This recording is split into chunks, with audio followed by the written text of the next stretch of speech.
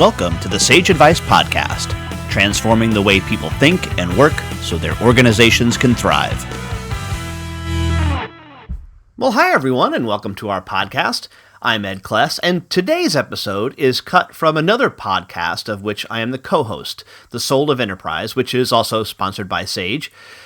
The Soul of Enterprise is dedicated to belief that business has a spiritual, though not necessarily religious, component. I hope you enjoy this excerpt. If you do, please visit www.thesoulofenterprise.com for more.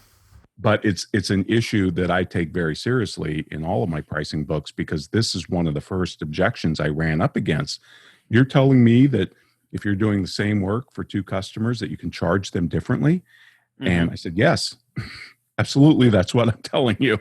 And then you go to defend that, and you kind of have to go into economics to do that, welfare economics, and we'll talk about that. But it's a serious consideration. There's also something more fundamentally, I believe, wrong with the premise. I don't accept the premise. I don't accept the premise that we do similar work ever. That's right. That's right. No two customers are alike. Nope. And that's really where I was going to. In fact, he even parenthetically says, when he says doing the same job hypothetically, that is in parenthesis, and that's exactly where you need to go.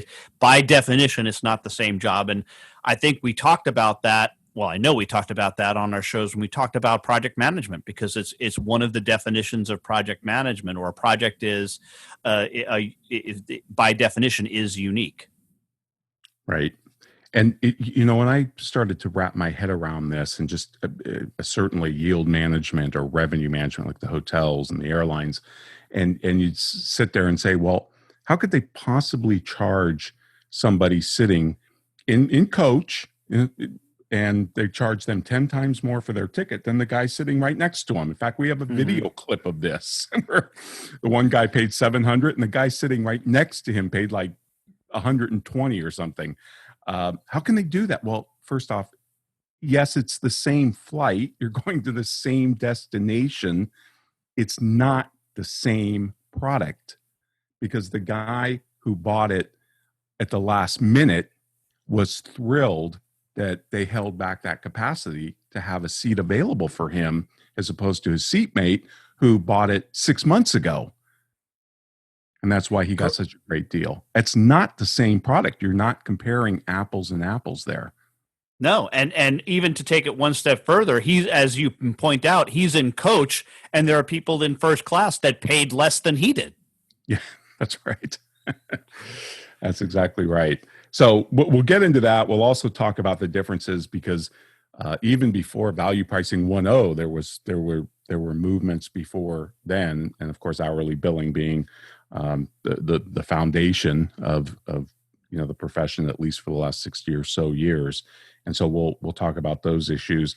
And we did a show on price discrimination, and Greg, I didn't note the number of the show, but something like playing with fire, utilizing price discrimination, because that's the guy who devised the term price discrimination and the kind of the theory behind it. That's what he said it was like. He said, if you use this, you are playing with fire. It can be perceived as unfair by your customers unless it's done, really well, and customers understand the reasons for the difference in prices. And there's ways to do that. That's why I love the fact that Byron brought up the contractor example in renovating his house, because when I did it, Ed, I never got options from any of the, I was painting, outside painting. None of them gave me options, not one of them. Mm-hmm. And that is a colossal mistake, because then the only thing I can compare them on is price, and that's probably most salient. But then you have to start to look for other clues of quality, personableness, our ability to communicate, questions. Did they ask good questions? I mean, there's all sorts of other things that go on when they don't give you any other context. And so you have to make a decision where I think price can actually, guide you into a better decision.